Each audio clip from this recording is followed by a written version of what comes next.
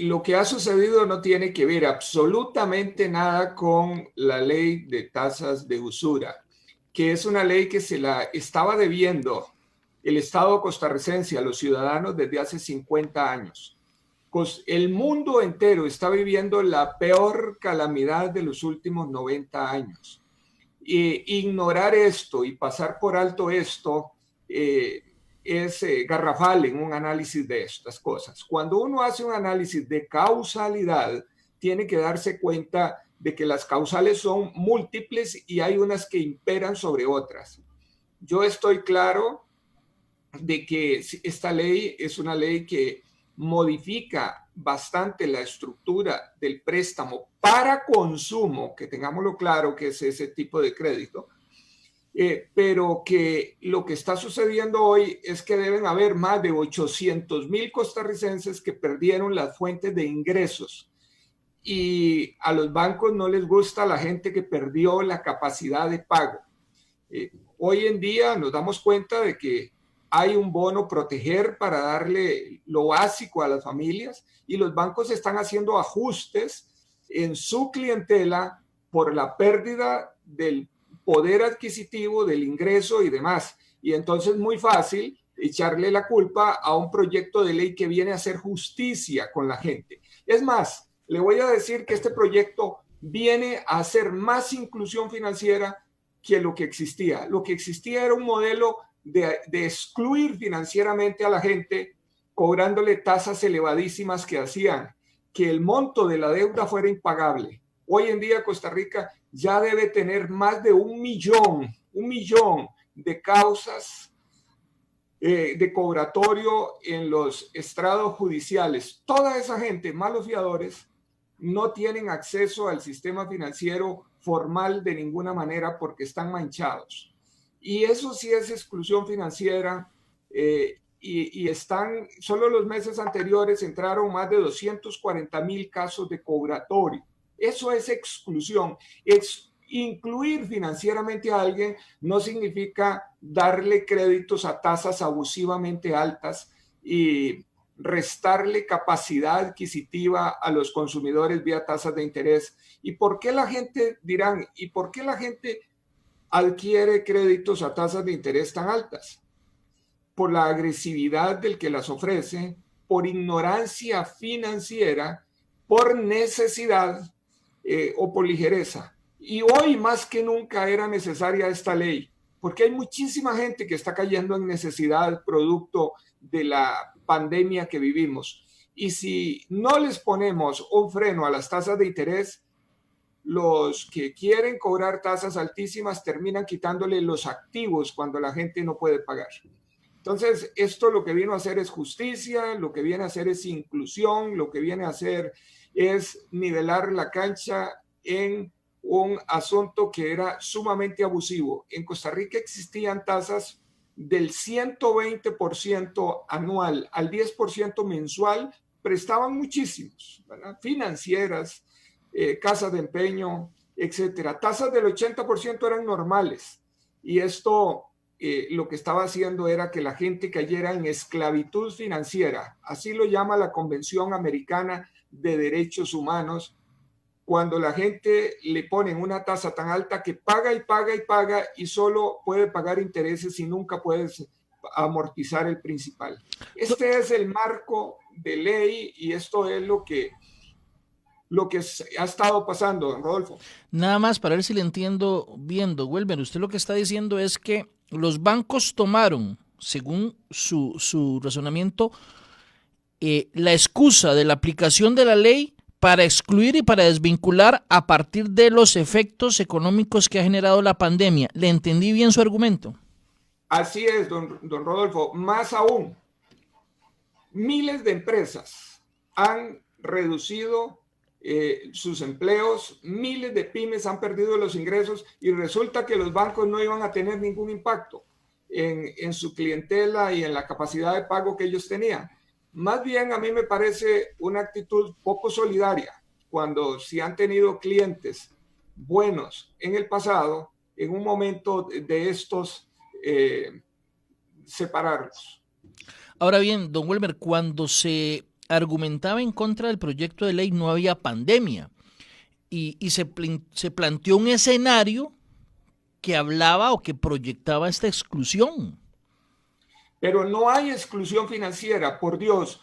Incluir financieramente a alguien no es darle crédito por 4 meses a una tasa elevada y después mandarlo a cobro judicial cuando no pueda pagar. Eso no es inclusión financiera, por Dios. Le digo que hay más de 1 millón de casos de cobro judicial y eso sí es desinclusión financiera. Y eso sí es un daño colateral porque esa gente no va a poder adquirir crédito ni de vivienda ni de nada de eso. Esta argumentativa tampoco se sostiene con la experiencia de los países desarrollados y de los países que han puesto tope a las tasas. Ahí están todos los países europeos con topes a las tasas. Ahí están todos, Japón, Corea del Sur, Estados Unidos, la mayoría de los estados, etcétera, tienen topes a las tasas. Y no estos que pusimos nosotros, que son muy altos, muchísimo más bajos. Y yo no veo exclusión financiera ahí. Cuando no se pone tope a la tasa de interés, bien lo dice la Convención Americana, se presenta una situación que genera muchísimas injusticias de parte de una relación asimétrica que hay de quienes sí son especialistas y del ciudadano que por necesidades, que por negligencia o por desconocimiento financiero cae en estos temas. Don Welmer, bajo esa lógica suya, entonces va a aparecer posiblemente algún banco, digo yo, lo planteo como una hipótesis, algún banco estatal que va a decir, todos esos clientes bancarios que fueron desvinculados de X o Y banco, vénganse conmigo, yo les doy condiciones acertadas para ustedes y justas. Eso ocurrirá según lo que usted está planteando, me parece, porque caso contrario quedarían desvinculados de todos los bancos públicos o privados. Bueno, voy a decirle que sí, que así es. Todos los que tengan capacidad de pago tienen acceso a los otros bancos. Mire, ningún banco del Estado, ninguna cooperativa, ninguna asociación solidarista tiene tasas que rayen el nivel de las tasas que pusimos de usura. Y entonces todos los que tienen capacidad de pago perfectamente van a ser absorbidos por lo otro. Lo que queríamos era una ley que tuviera impacto, y el impacto es en acomodar el mercado. O sea, pero eso, a partir de esa lógica, lo que está pasando es que los clientes van a cambiar de banco, según lo que se está planteando. Los que tienen capacidad de pago, porque el que no tiene capacidad de pago es una irresponsabilidad prestarle, a no ser que haya alguien malvado que le presta a alguien que no tenga capacidad de pago, porque sabe que hay fiadores detrás que les va a cobrar después, no el monto de la deuda, sino el monto de la deuda más los gastos administrativos, los intereses moratorios, los costos legales, y entonces los ponga a pagar mucho más. O porque le presta a alguien sin capacidad de pago porque dice, tiene activos que me los puedo dejar por una fracción de esa deuda, y eso no se vale tampoco. Ve, aquí don Marco Vargas, un radioescucha que nos está escribiendo en las redes sociales, dice, ¿qué banco sería? Porque plantea que en este momento no se están prestando por requisitos. Don Welmer, ¿usted tiene información de que algún banco estatal esté pensando en decirle a esos clientes que se están desvinculando, vengan acá, yo les ayudo? ¿Usted tiene información en ese sentido? ¿Que se está planeando algo para ayudar a este grupo?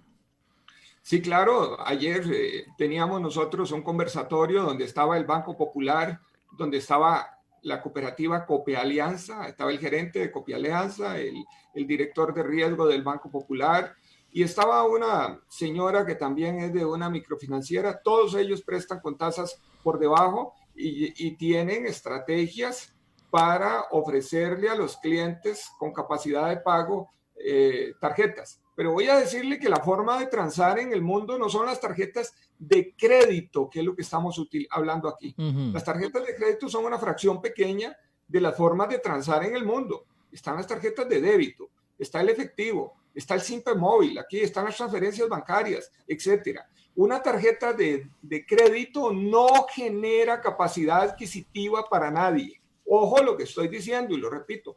Una tarjeta de crédito no genera capacidad adquisitiva para nadie, ni debe ser un instrumento de crédito. Debe ser un medio de pago. Pero hablando de las tarjetas de crédito, lo que usted me está diciendo, a ver si le entiendo, el Popular y algunas cooperativas...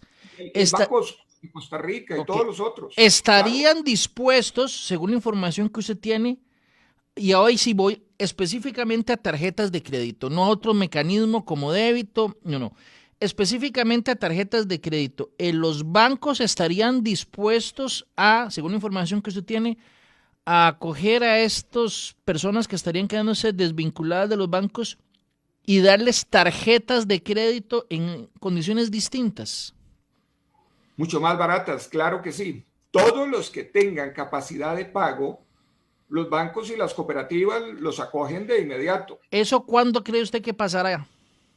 No, desde ya, desde ya. Lo que pasa es que ha habido una agresividad muy grande de parte de algunos prestamistas que le llevan la tarjeta al trabajo, a la casa, que lo llaman a uno y lo asedian a uno todas las semanas ofreciéndoles créditos preaprobados, tarjetas preaprobadas con determinados montos, porque dado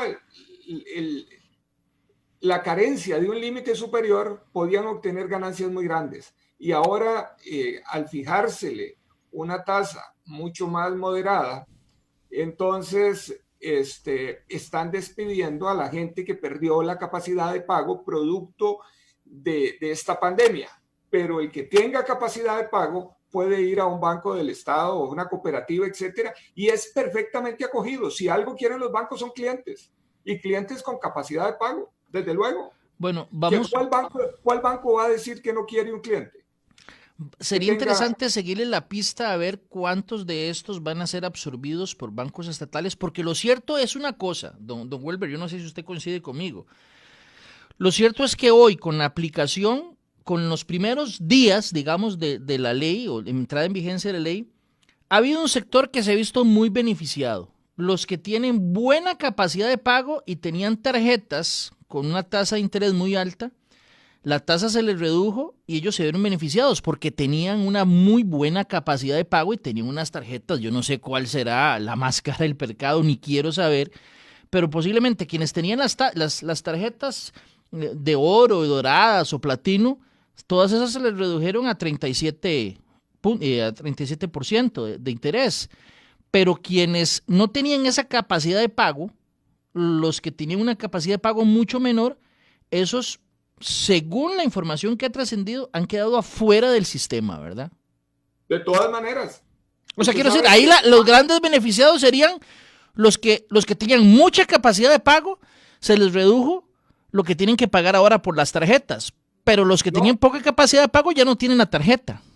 No, también se ven beneficiados, porque la mayoría de estos seguros era que estaban al tope y les estaban cobrando tasas de interés abusivamente altas, más la anualidad, más la multa por el atraso, más los cargos por los cobros judiciales y todo. Y ahora, como la ley entra a regir todo, entonces les pone una tasa muchísimo más baja, y también esos que habían perdido la capacidad de pago, pero que estaban sobreendeudados, ahora van a ver que sus tasas van a ser menores y que ese pesado lastre que tenían encima se les va a disminuir. No, aquí todos se van a ver beneficiados. Esta es una ley que va a generar un ahorro para los consumidores de casi 2,5 puntos del PIB por año, y desde luego que tiene enemigos muy grandes, porque esta ley entra a regir todas las tasas, no es con un banco, con dos bancos, es que si usted me presta plata a mí, no puede estar por encima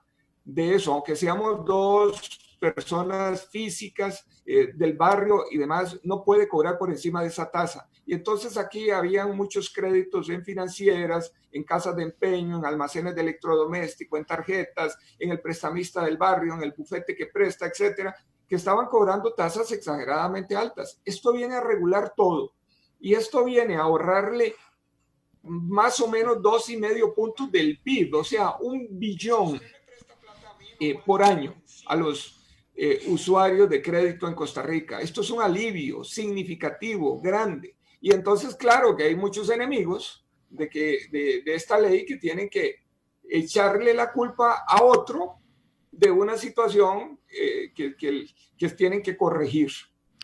Eso es muy dado en el ser humano. Don Welmer, otra duda que había, otra inquietud que había con respecto a la entrada en vigencia de esta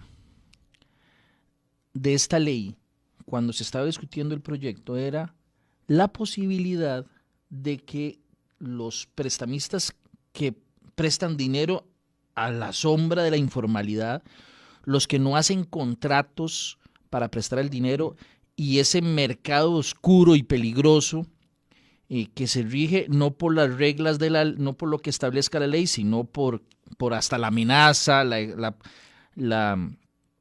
amenaza a la persona que recibe el préstamo o a la familia, que esa gente va a tomar fuerza en los próximos meses, porque la gente que no tiene la posibilidad de conseguir el crédito bancario por medio de una tarjeta va a recurrir a este grupo. Esta es una advertencia que se había dicho en su momento cuando se discutía la ley. ¿Cree que está vigente esa advertencia? Mire, vamos a ver, yo soy profesor universitario, he trabajado en banca muchísimos años y demás, y cuando oigo esa argumentación de parte de gente vinculada a la banca, me da pena. Si alguien tiene que caer en manos de esa gente, son ese millón de excluidos financieros que ya no pueden recurrir a ninguna parte, que hoy están en cobro judicial y que ahora sí, que cualquier opción de crédito en las partes formales se les vio cerrada. Y este sistema de usura lo que estaba haciendo era eso, generando una capacidad enorme de excluidos financieros. Figúrese que en un mes de esto entraron 240,000 a cobro judicial, según unas estadísticas que publicó algún medio. Eso sí que quedan en manos del sistema gota a gota y demás. Ahora, cuando usted modera las tasas, dígame quién racionalmente iría a pagar tasas exorbitantes en un mercado gota a gota cuando tiene las opciones en un mercado formal. ¿Sabe quién puede ser? ¿Sabe quién podría ser, don Welber? Es que ahí sí yo creo que puede haber gente. Si el argumento suyo inicialmente era que había gente que por la situación económica perdió su trabajo, se les redujo la jornada, entonces algunos bancos dijeron, estos, según su razonamiento, ya no nos sirven, quedan excluidos. Esos que perdieron su trabajo no van a tener tarjetas en bancos estatales, porque el banco estatal no les va a prestar. Ni el privado. Ni el privado. Esos quedaron fuera del sistema ya, de la posibilidad. Esos son los que van a ir donde el gota a gota. No, bueno, la situación que está ahora, le digo que no necesariamente. Lo que tenemos que hacer, y esto es otro asunto, que las personas que se están viendo afectadas por una pandemia, tenemos que darle un tratamiento diferente, y a las empresas, desde luego, el tema no es echarlos, pero lo que yo le estoy diciendo es que el sistema agiotista que teníamos antes, legal, había generado hasta diciembre del 2019, 840,000 excluidos financieramente. Ese nivel que estaba generando el sistema porque le hacía que la gente tuviera que pagar cuotas altísimas y que no pudiera pagar el crédito y que cayera en esclavitud financiera, estaba generando excluidos de manera acelerada, que esos excluidos son los que van al mercado informal. Nadie racionalmente va al mercado informal porque quiere, sino porque se le cierran todas las oportunidades dentro del mercado formal. Y eso era lo que venía haciendo el sistema. Esta medida más bien viene a curar eso. Ahora, las medidas dentro de una crisis tienen que ser medidas extraordinarias, y ahí es donde hay que armar en el sistema financiero la forma de cómo sostener a flote a las familias y a las empresas. Porque si las dejamos que quiebren unas y otras, entonces sí que estaríamos nosotros atándonos las manos para cuando pase la pandemia poder reactivar la economía. Pero son dos cosas diferentes metidas en esto. Hay muchos, yo digo, nunca había mejor momento de poner una tasa máxima que hoy, porque era la situación de calamidad que están viviendo las familias se presta para que el que quería hacer un crédito e hipotecarle la casa, hipotecarle el lote o hipotecarle el carro y después quitárselo, lo pudiera hacer. Hoy en día, con esta ley, como las tasas son mucho más moderadas, entonces eso se frena en alguna medida y viene a aliviarle la situación a los ciudadanos. Vamos a ver, quien quiera ir a un tribunal a cobrar un crédito que esté a una tasa por encima de la usura, hoy en día se hace acreedor ese que va a cobrar a un delito que se lo van a imputar de inmediato, que es el delito de la usura. Y yo no creo que nadie quiera ir en ese sentido.